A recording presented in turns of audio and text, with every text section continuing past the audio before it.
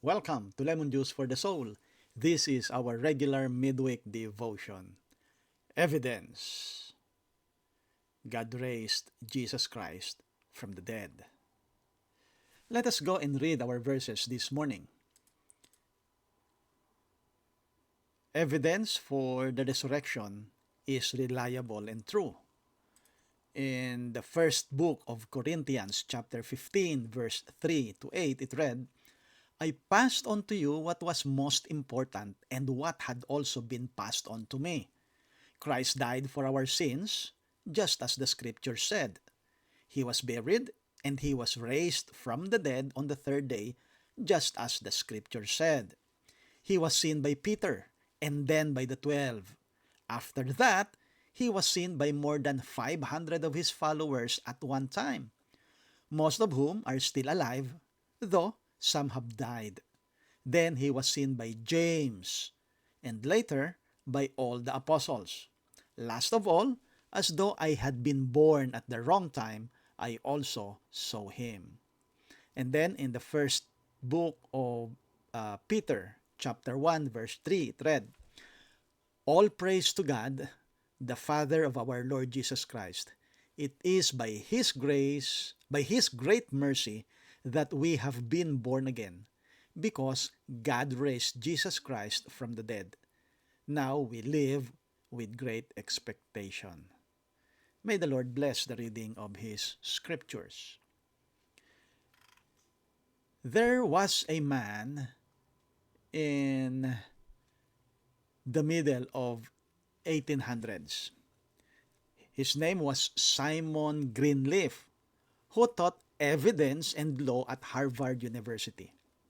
Simon Greenleaf was recognized as one of the greatest legal minds in history when it came to determining what could truly be accepted as evidence in a court of law.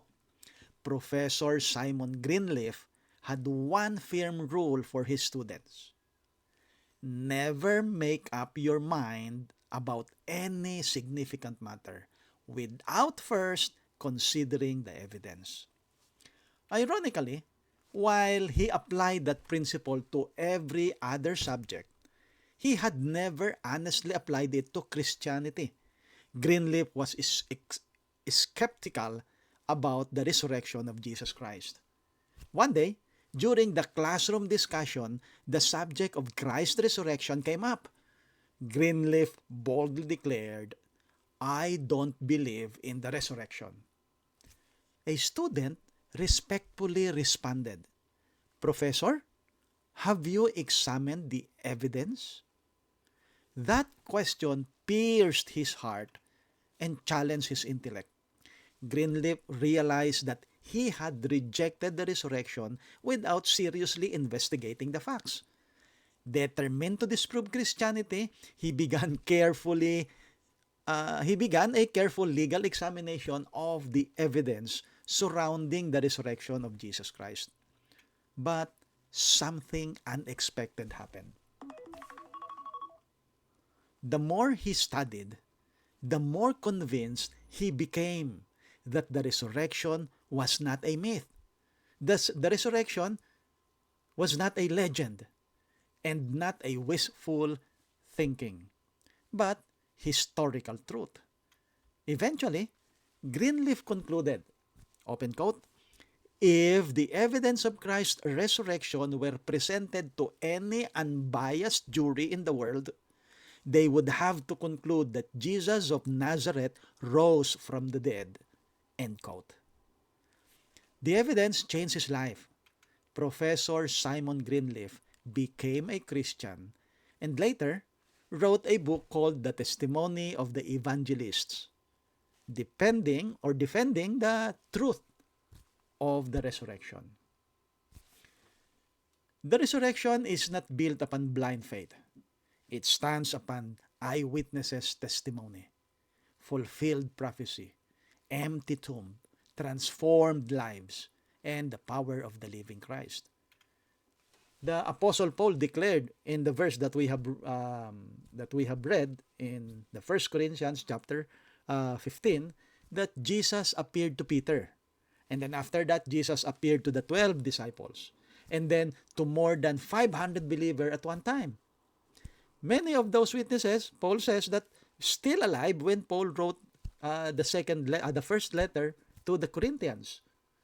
In other words, while Paul is explaining the resurrection or the evidence of the resurrection of Jesus to the Corinthians, he is like saying, go ask them yourselves.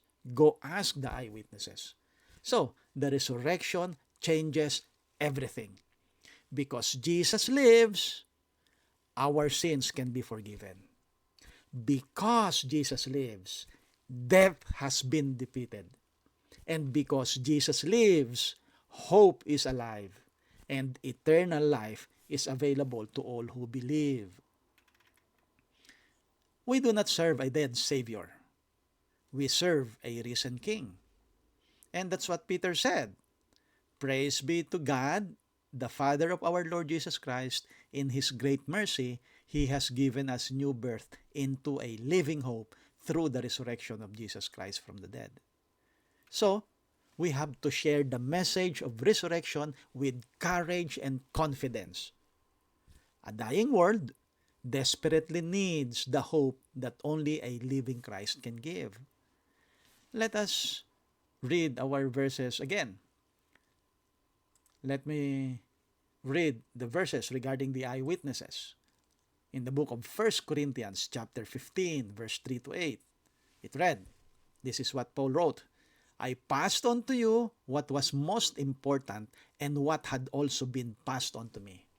Christ died for our sins just as the scripture said. He was buried and He was raised from the dead on the third day just as scripture said. He was seen by Peter and then the 12. After that, He was seen by more than 500 of His followers at one time, most of whom are still alive, though some have died. Verse 7, then He was seen by James and later by all the apostles.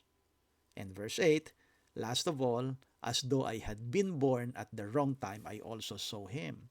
So that the closing challenge for us is this. The resurrection of Jesus is not merely a story to admire. It is a truth that demands response. Every person must answer the question, what will I do with Jesus Christ? If He truly rose from the dead, then He is Lord of all. And if He is Lord, then He deserves our faith, our surrender, and our lives. Today, place your trust in the risen Savior, because the tomb is empty, hope is alive. Let us pray. Heavenly Father, thank You for the wonderful truth of the resurrection of Jesus Christ. Thank You that the tomb is empty and that our Savior is alive forevermore.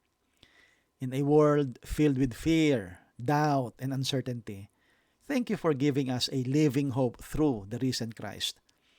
Lord, strengthen our faith as we remember the evidence and truth of Your word.